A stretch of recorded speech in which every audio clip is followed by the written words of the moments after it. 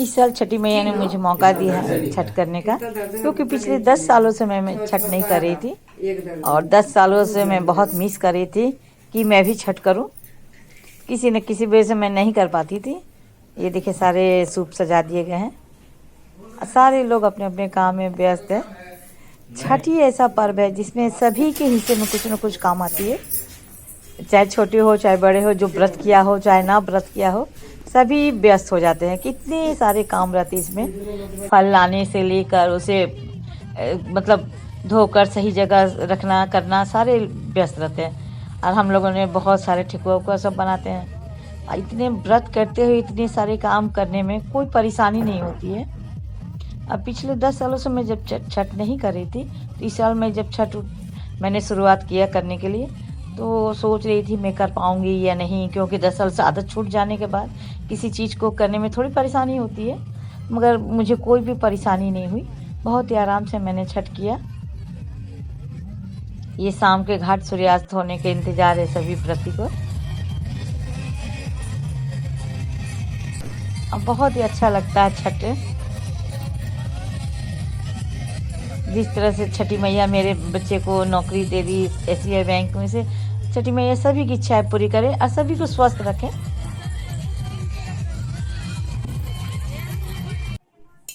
घाट से आने के बाद जो जितने लोगों ने व्रत नहीं किया तो उन लोगों के लिए देखिए लिट्टी बन रही है। मेरे भसुर हैं जो बना रहे हैं। हमेशा से मैं जब से देखती आई हूँ घाट से आने के बाद लिट्टी ही बनता है। मेरी बहन के बच्चे थोड़े परेशान कर रहे थे, छोटे छोटे हैं ना, वो भी इंजॉय कर रहे थे। फिर इसके करने के बाद जल्दी जल्दी सभी अपने अपने सो जाएंगे, अर्ली मॉर्निंग उठ कर फिर घाट जाना था। ये देखिए बच्चे भी इंजॉय कर रहे हैं पूरे।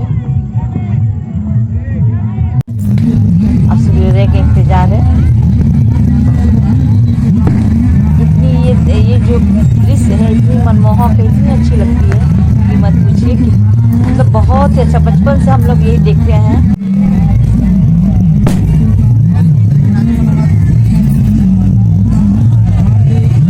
इतने सालों से मैं मतलब बहुत मिस कर रही थी छठ करना। इस बार छठी मैया मुझे मौका दे दिया छठ करने के लिए। अब मैं हमेशा करूँगी, लगातार करती रहा, मैं छठ नहीं छोड़ूंगी।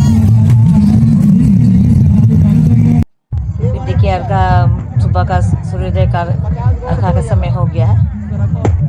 सुबह का अर्घा देने के बाद सभी अपने अपने घर वापस चलेगा। छठी मैया अगली बार फिर हम लोग आएंगे, यही कामना करते हुए। ये देखिए पारण का है, मेरे जेठानी ने खाना बना कर रखा हुआ था, बहुत सारे पकवान बनाए थे, क्योंकि इसमें इसी तरह का ही बनता है।